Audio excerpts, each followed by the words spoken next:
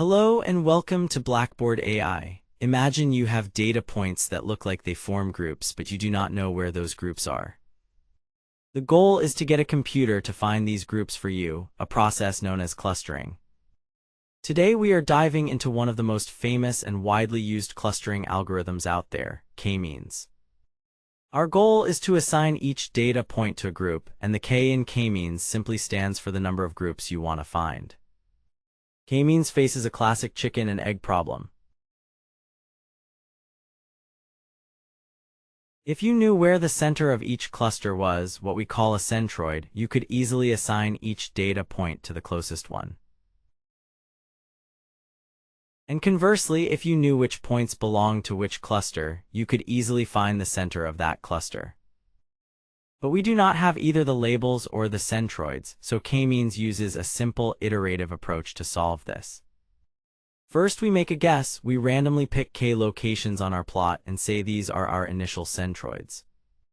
Next, for every single data point, we find which of our centroids it is closest to and assign it to that cluster.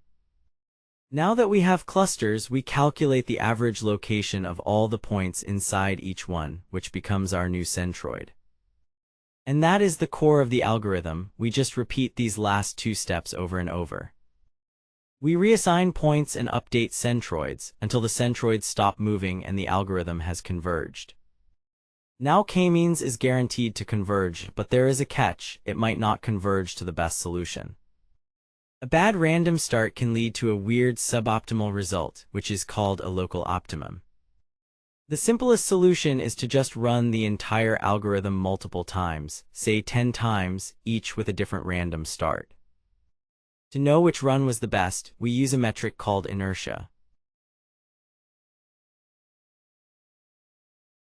Inertia is simply the sum of the squared distances between each point and its centroid, so a lower inertia means the clusters are tighter. An even better approach is to be smarter about our initial guess. This is what an improvement called k-means++ does.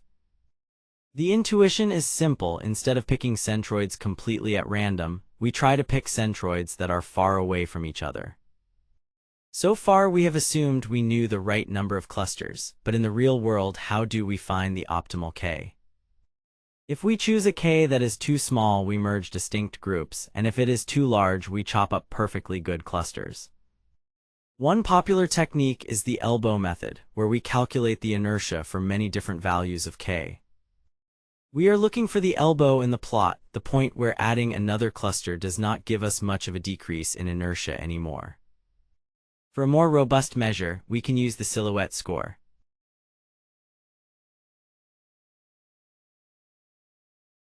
The silhouette score for a single point measures how well it fits in its own cluster, compared to the next closest one. The score ranges from -1 to +1, and the k that gives the highest average score is often the best choice. Finally, k-means is not perfect. It assumes that clusters are spherical and have similar density. And one last crucial tip: always scale your data before processing. If your features are on different scales like age and salary, k-means will be biased towards the feature with the larger range. So let us recap. K-means is a fast and simple algorithm that finds clusters by iteratively assigning points and updating centroids. We can avoid bad solutions by using smart initializations and find the best number of clusters using the elbow method or silhouette score. And that is the k-means algorithm in a nutshell. It is a fundamental tool in machine learning, and now you know exactly how it works. If you found this explanation helpful, please give this video a thumbs up, subscribe to BlackboardAI, and let us know what you want to see next.